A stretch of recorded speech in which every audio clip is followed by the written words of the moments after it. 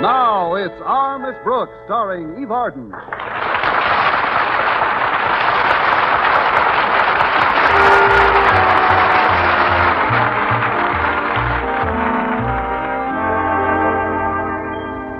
Well, most women hope to meet the right man someday and settle down for a lifetime of wedded bliss. So it's been with our Miss Brooks, who teaches English at Madison High School. When she first met Mr. Philip Boynton, Madison's biology teacher, she felt that here at last was just what the doctor ordered.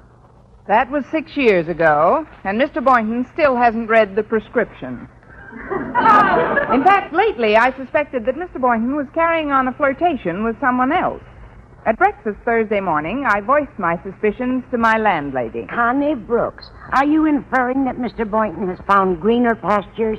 I can't tell you whether they're greener or not until I find out where he's grazing. But there's one consolation. I'm not the only female at Madison who's having boyfriend trouble. Several of my girl pupils are complaining, too. You mean there's an epidemic of infidelity? An epidemic named Dolores Roberts. She transferred from another school a couple of weeks ago. Isn't that the girl Walter Denton mentioned the other day? The one he referred to as Madison High's answer to the H-bomb? That's her, all right. I don't know what school she transferred from, but I'm sure of one thing. They had a whale of a course in manhandling. My goodness. She sounds like a little pepper pot. Oh, that must be Walter Denton to pick me up. Come on in, Walter. He's such a sweet boy. Good morning, Miss Brooks. Mrs. Davis. Well, it's Harriet Conklin. This is quite a surprise, Harriet. Walter called and said he couldn't pick you up this morning, Miss Brooks, so I drove by. Oh, that was very considerate, Harriet. Would you like something to eat? Oh, no, thanks. I've had breakfast. Then if you'll excuse me, I've got to clean up in the kitchen. See you later, dear. Bye, Mrs. Davis. I'll just finish this sip of coffee and get ready, Harriet. Before we go, Miss Brooks, there's something I've got to discuss with you. Oh, what is it? It's Walter Denton. I'm worried about that boy.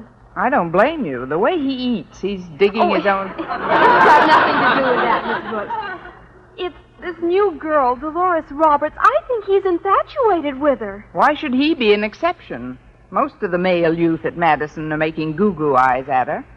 But I wouldn't worry about Walter if I were you, Harriet. I'm sure it's just a passing fancy. I wish I could be sure of that. But there's only one way I can be, and that's if you'll do me a terrific favor, Miss Brooks. Me? Yes. If I talked to Dolores about Walter, it wouldn't do any good. She'd probably just laugh at me.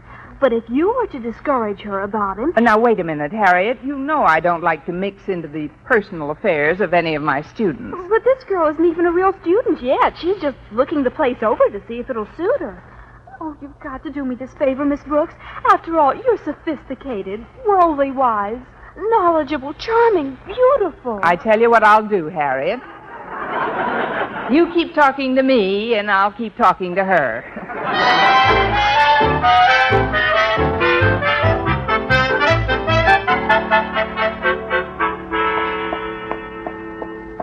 There's Dolores now, Miss Brooks, in front of the school, in the center of that crowd of boys. Well, I'm going in now, Miss Brooks. Remember, I'm counting on you to straighten things out for me. Oh, but Harriet, Good luck, Miss Brooks. Oh, great. Dolores is in the center, and I'm in the middle. Oh, Dolores. Dolores Roberts. She's right there, Miss Brooks. Goodbye, boys. Hello, Miss Brooks. I'm afraid I didn't even see you. I can't understand it. All you had to do was look through the baseball, hockey, and track teams, and there I was. Now, as a rule, I don't butt into my students' personal life, but since you're new at Madison and your popularity with the boys is so spectacular, I thought it only fair to warn you. Warn me? About what? About Walter Denton. Don't you see, Dolores, the quickest way to lose your popularity is by running around with the wrong crowd. And as far as you're concerned, Walter Denton is definitely the wrong crowd. Miss Brooks, I'm beginning to smell a rat. Oh, now, he's not that bad. I think Harriet Conklin put you up to this entire conversation. Why, Dolores Roberts, how can you make such a fantastically accurate charge? I mean, you mustn't think that I'm trying to... Excuse me for interrupting, Miss Brooks, but you can just tell Harriet Conklin from me that all's fair in love and war. Oh, but Dolores... Harriet should have known better than to ask for help. That's where women like you and me are so superior. Nobody hears you yelping in pain just because Mr. Boynton's been over to see my mother every night this past week. Yikes! He's been over to see your mother? Yes. Didn't you know? No, Dolores, I didn't. But as you say, all's fair in love and war.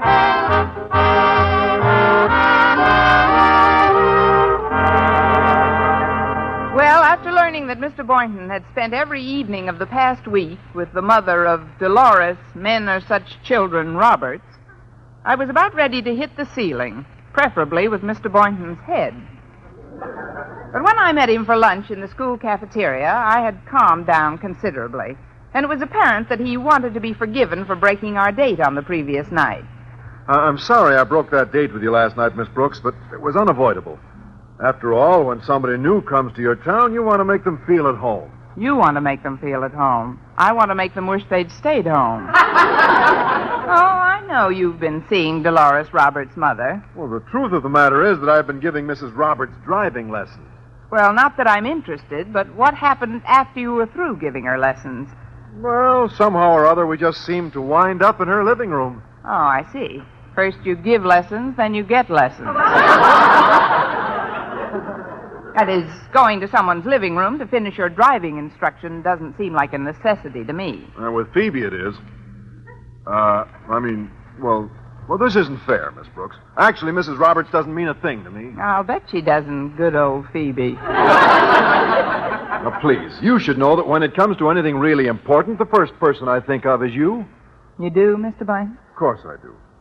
Take tonight, for instance.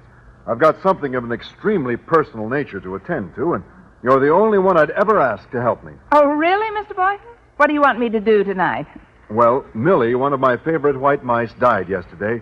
I thought you'd help me bury her.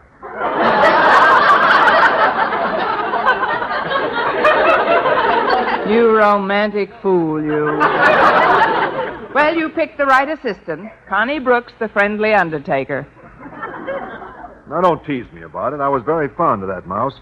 And she died in the interest of science. Well, where are you going to bury her? In that little patch of ground behind the athletic field. You know, where I put Agnes and Mabel, all the guinea pigs and mice whom I consider martyrs for the march of science. But I'm practically finished, and you're not even touching your lunch, Miss Brooks. There's something about this conversation that's not conducive to eating a cheese sandwich. Tell me, Mr. Boynton, does Mr. Conklin know about this secret burial plot of yours? Oh, certainly not, Miss Brooks. He'd never condone using school property for such a purpose. As a matter of fact, he's getting a bit suspicious. He came by my lab only this morning and wanted to know what the shovel was doing there. What did you tell him? You were waiting for a gold rush? No, I just said I was going to do some planting. Well, that beats lying. Looks like we're having company for lunch. Walter Denton's coming over. Salutations, most erudite faculty members. Never mind the flattery, Walter. Your final exams will still be judged on their merits. Oh, there's nothing like building up a little backlog of goodwill. Well, I completed the wooden box for Millie in shop class, Mr. Boynton. Oh, thanks a lot, Walter. Miss Brooks is going to help out tonight, too. Now, if you'll both excuse me for a moment, I'm going to get some milk. You want something, Miss Brooks? No, I've still got this donut to toy with, Mr. Boynton. Thanks. I'll see you later, then. Swell guy, Mr. Boynton. Salt of the earth. Yes, he has been a little salty lately. Which reminds me, Walter, I hear you're something of a Don Juan yourself these days. Don Juan? Me? You're not going to deny your interest in a certain Dolores Roberts, are you? Deny it? Ay, Dolores. Hell dish. So you are smitten. Oh, I wouldn't say I'm smitten. It's just that whenever she comes near me, my undershirt crawls up and down my back like a Venetian blind. Well, that's a good way to judge a girl's appeal. Look, Walter, you'll have to excuse me now. I see Harriet leaving the cafeteria, and I want a word with her before she goes. Oh, better you than me, Miss Brooks. Harriet's a bit miffed at me these days, but I'll make it up to her after she cools off. Yeah, I'm sure you will, Walter. See you later. Okay, Miss Brooks, and thanks for being so understanding. It's my specialty. Harriet Conklin. Oh, hi, Miss Brooks. How did you make out in your little talk with Dolores this morning? All I accomplished, Harriet, was to find out that you and I are in the same boat. Mr. Boynton's been going with the mother and Walter with the daughter. Well, listen, Miss Brooks, we've got to put our heads together and think of a way out. Can I come over to your place tonight? Tonight? No, Harriet, I've got something to do tonight. I'm helping Mr. Boynton bury Millie. Beg pardon? It's his latest scientific casualty. Millie's a white mouse, and I promised I'd help him bury her next to Agnes and Mabel behind the athletic field. Oh, but you mustn't breathe a word of this to your father. He doesn't know about it. Oh, don't worry, Miss Brooks. I won't tell Daddy anything. If Mr. Boynton's going to... Wait a minute. I've got it. I think I've got the perfect plan. What is it, Harriet? I'll tell you later, Miss Brooks. What an idea. What an idea.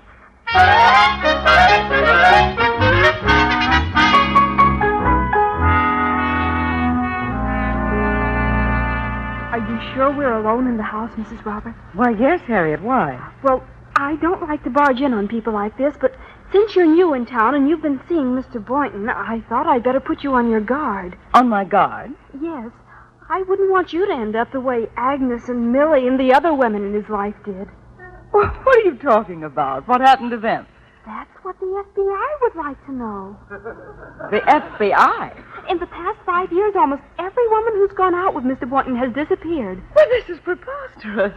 Someone must have some notion as to where those women can be found. Oh, we've got a notion, all right, but I'm afraid you'd have to dig up half the athletic field to prove anything.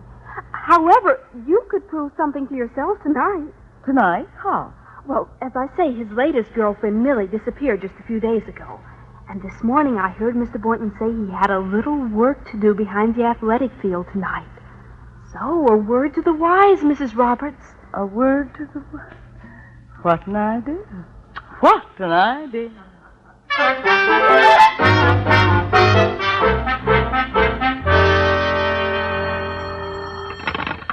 Hello, Principal's office. Osgood Conklin himself speaking. Who?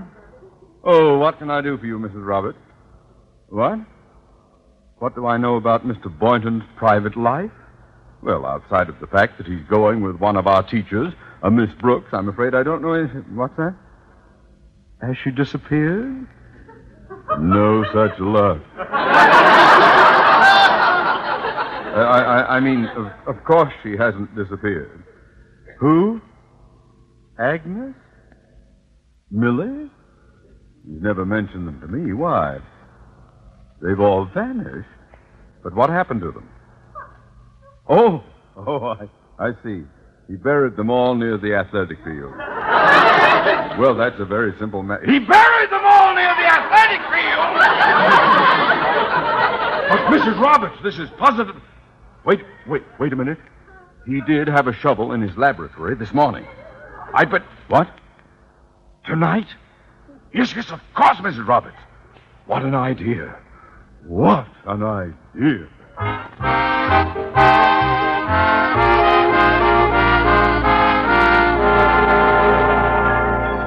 Well, because of Harriet Conklin's little story, Mrs. Roberts and Mr. Conklin suspected that they might have a Bluebeard in their midst.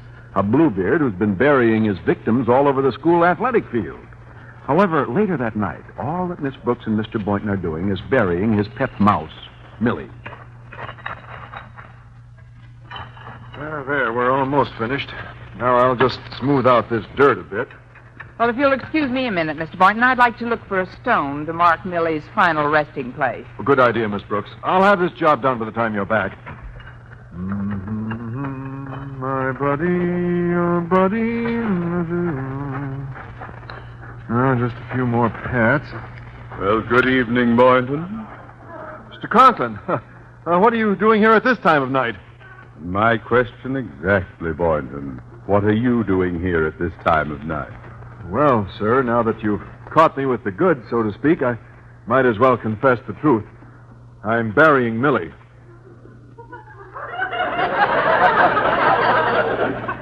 Burying Millie? And it's true. Well, I didn't think you'd really mind, Mr. Conklin. You didn't what? Well, I meant once you got used to the idea. Boynton, do you mean to tell me? I found a rock almost... Why, Mr. Conklin. Miss Brooks, what are you doing here? Well, It's all right, Miss Brooks. Mr. Conklin knows about it. Of course, as I suspected, he doesn't wholly approve of what I'm doing. doesn't wholly approve. I abhor what you're doing. But is Miss Brooks in on this, too? Oh, sure. I usually help him with the digging. Usually? Then there were others besides Millie. Oh, yes, at least a dozen. A dozen? Well, I hate to quibble with you, Miss Brooks, but I'd say there are closer to 2 dozen scattered around here. 2 dozen? Buried under my athletic field? Boynton, why? Why did you do it? Well, you couldn't expect him to leave them lying around his lab, could you? Oh, quiet! Don't you feel any remorse, Boynton? Well, naturally, sir. When you're as close to them as I was, you hate to see them go. Particularly this last one, Millie, with her fuzzy white ears and beady little eyes. Oh, she certainly was a lively one, all right. I'll say she was lively. Couldn't keep her still a minute. She was always hopping all over the place. But, I think Agnes and Harry were just as cute. Harry? Yes, we were wild about Harry. And Harry was wild about... Oh, silence! Yes, this man doesn't care whom he poisons. Is that you? Well, Mr. Boynton. Hello, Mrs. Roberts. Keep your eye on the road, Phoebe. It isn't true about Millie and the others, is it, Mr. Conklin? Gosh, do you know about it, too? Bad news sure travels fast. I'm afraid it is true, Mrs. Roberts. If you're here to help with the digging, you're too late. Who is this? This is Miss Brooks. She assists him. Oh, it's so unbelievable. How many were there? He says 24. 24. Give a dozen, take a dozen. Oh, I can't believe that... Hello, everyone. Oh, Mr. Conklin, Mrs. Roberts. What are you doing here? Never mind that, Denton. What are you doing here? Oh, I came over to see if I could lend a hand. You mean you know what's going on, too? Oh, yes, sir. Oh, yeah, I consider it a privilege to study under a master like Mr. Boynton. In fact, I am seriously considering following in his footsteps. This is beyond belief. Oh, and to think I let my little girl go out with this monster. Well, I've heard all I need to. I'm removing my daughter from this school immediately, Mr. Conklin. Oh, but Mrs. I Roberts... wouldn't risk her life or my own with these fiends another minute. And as far as I'm concerned, if we can leave this town by tomorrow, we'll do it. Good night. Mrs. Roberts, wait. Oh, let her go, Mr. Conklin. She's too excitable. Too excitable! Well, she must be to carry on that way about a few white mice and guinea pigs. White mice and... You mean that's what you've been burying out here? White mice and guinea pigs? What did you think we were burying? People? You don't have to answer that question, Mr. Conklin. We know that's what you thought.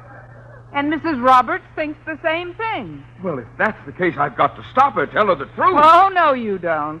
Your daughter Harriet concocted this idea because she didn't like the attention Walter was paying to Dolores. If you try to explain to Mrs. Roberts now, she'll think you were in on the scheme. Me? But why should she think that? Why? All together, boys. Because that's what we'll tell her. Our Miss Brooks, starring Eve Arden, was produced and directed by Larry Burns, written by Arthur Arlsberg and Al Lewis with the music of Lud Bluskin. Mr. Conklin was played by Gail Gordon. This program came to you from the Frankfurt studios of the American Forces Network Europe and was prepared for rebroadcast over this network by specialist Rich Kuhlman.